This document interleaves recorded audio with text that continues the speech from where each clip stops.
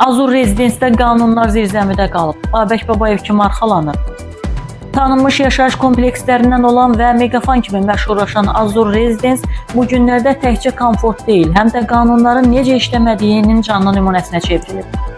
Ədliyyə infoaza müraciət edən sakinlərin şikayətindən sonra redaksiya əməkdaşları hadisə yerində olub, çəkiliş aparıb və ortaya çıxan mənzərə açıq desək heç də ürək açan deyil. Zirzəmi bağlanıb.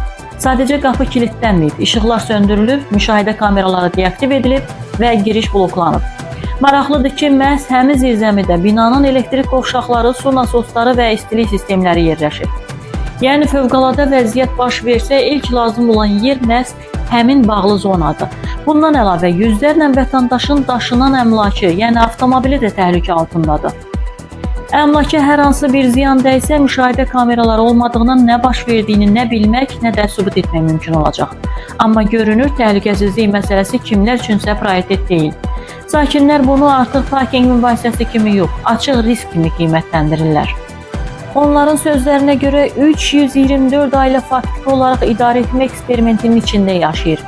Gah lift dayanır, gah bina daxili eskalatorlar söndürülür, gah digər texniki sistemlər səbəbsiz sıradan çıxır, gah da müxtəlif adlarla ödənişlər tələb olunur. Bütün bunlarınsa təsadüf olmadığı iddia olunur. Ən maraqlı və eyni zamanda ən düşündürücü məqamsa başqadır. Sakinlərin bildirdiyinə görə sözü gedən intiqam məhkəmə qərarı ilə bina üzərində hüququnu itirib. Yəni hüquqi baxımından məsələ artıq həll olunmuş sayılmalıdır. Amma görünən odur ki, bu qərar kağız üzərində qalıb. Praktikada isə əvvəlki idarə etmə eyni qaydada, hətta əvvəlkindən daha sərt davam edir. Bu yerdə sual yaranır. Sakinlər binanı idarə edən Güvənli Servis Menecment MMC və əlaqəli şəxslərin fəaliyyətindən narazıdır. Onların iddiasına görə qərarlar sakinlərin iradəsi nəzərə alınmadan qəbul edilir və vəziyyət getdikcə daha da gərginləşir.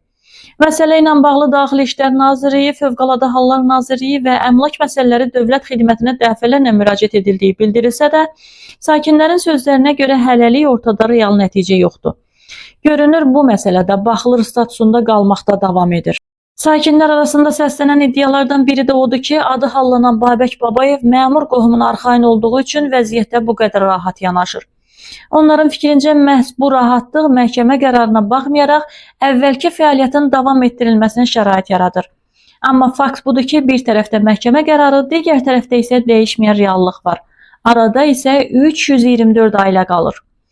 Qeyd edək ki, sakinlər məhkəmə qərarının icra olunmadığı üçün məsələnin məhz bura qədər gəlib çıxdığını deyirlər. Məhkəmə qərarının icra olunmaması isə bütöv bir yaşayış binasının yüzlərlə sakinlərini dövlətin qurumları və qanunları ilə üz-üzə qoyur. Qanunların icrası mı zəifdir, Babək Babayevin qoruyucu mələyi mi güclüdür, aidiyyəti dövlət qurumlarının məsələdən xəbərdar olmasından sonra bəlli olacaq. Qarşı tərəfin də mövqeyini dərc etməyə hazırıq. Məsələ ictimai əhəmiyyət daşıdığından ədliyyə infoazı olaraq prosesi diqqətdə saxlayacağıq. Görünən odur ki, burada təkcə zirzəmi yox, daha dərin problemlər var. Odur ki, mövzunu davam etdirəcəyik.